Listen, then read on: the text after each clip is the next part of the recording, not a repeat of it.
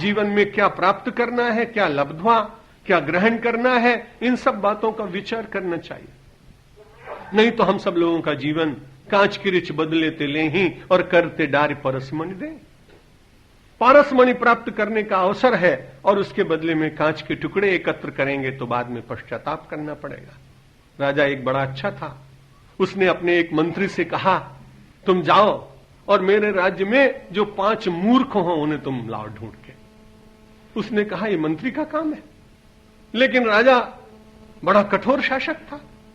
चला, जब चला तो उसने देखा कि एक व्यक्ति एक वृक्ष के ऊपर खड़े होकर और उसी टहनी को काट रहा है, इसलिए उसको कहा तुम चलो, ये तो बहुत अच्छा हुआ, एक प्रथम मूर्ख मिल गया। और फिर ढूंढते ढूंढते उसको एक दूसरा मूर्ख भी मिल गया जो अपने जीवन को व्यसनों में डालकर और नालियों पर पड़ा और उसे भ्रष्ट करने का यत्न कर रहा था। एक दूसरा मूर्ख भी मिल गया जो व्यर्थ की ही बातों में अपने जीवन को नष्ट कर रहा था। उसने कहा 3 मिल गया, पर्याप्त है, आगे बात समझा लेंगे। 4 महीने बीत गए, पहुंचा, उसने कहा मूर्ख मिल गए।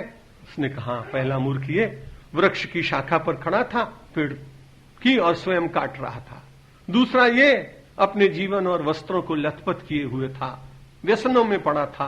तीसरा ये, तो बोला चौथा मैं हूं कि जिसने मूर्खों की तलाश में अपने जीवन के 4 महीने व्यतीत कर दिए। बोला 5वां, उसने कहा अगर आप फांसी की सजा न दें तो मैं बताऊं। बोले बिल्कुल। बोले 5वें आप, कि कोई अच्छी बात का तो पता लगाने के लिए मुझे दिया नहीं, मूर्खों की खोज करने के लिए मुझको भेज दिया। अब विचार करिए, यदि मानव के क्षण ऐसे सुंदर मिले हों और उन सुंदर क्षणों का उपयोग केवल कांच किरिच बदले तिले ही करते डार परसमण दे ही ताहि कबहु भल कहे न कोई गुंजा ग्रहई परसमण खोई। गोस्वामी तुलसीदास जी महाराज कहते हैं पारसमणि मिली है, इसका उपयोग करना, इसे पाने का प्रयत्न करना पारसमणि से भी श्रेष्ठ भक्तिमणि है।